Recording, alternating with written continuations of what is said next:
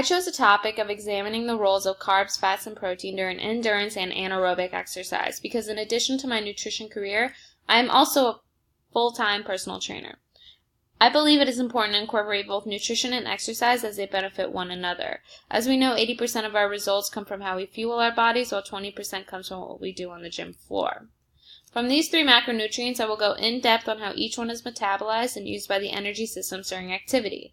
As we know, carbs are converted for glucose, our most abundant energy source of the 3 nutrients, while protein is also converted to glucose and used as energy as a last resort if carbs are low.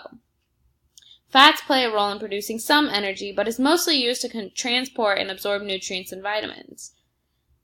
I will then go into 2 types of exercise to focus on. The first would be aerobic conditioning, the high metabolic endurance exercise that requires oxygen, and the other type being anaerobic conditioning.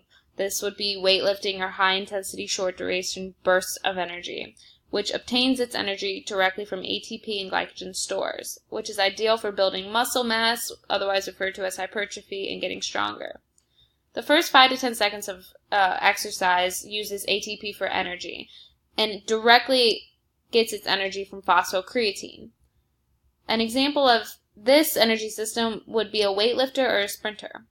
The next system is the lactic acid system that occurs within the first 60 seconds of exercise and derives its energy directly from muscle glycogen.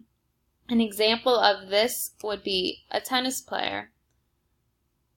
The final stage is the aerobic system that uses oxygen and derives its energy from either glycogen or stored triglycerides, best used to lose body fat. An example of this sport using long-duration aerobic systems would be cyclists or rowers. Next, I'm going to focus on the common misconceptions of eating a low-carb diet and doing tons of cardio, because the 2 combined can be incredibly detrimental to one's health.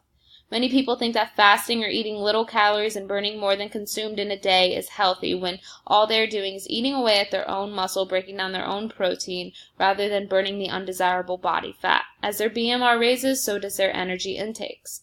Next, I will provide an abundance of food choices best for a pre-workout and post-workout meal to help the body quickly and efficiently recover after strenuous activity. While it's important to always consume whole unprocessed food, it is necessary as nutrition educators to understand which foods would benefit each individual. Even for the inactive lifestyle, one should not deprive themselves of food to lose weight or to surplus junk food to gain size and strength. Nutrition and exercise is a science everyone should be educated in, since we all have our own bodies that we should keep like a well-oiled machine.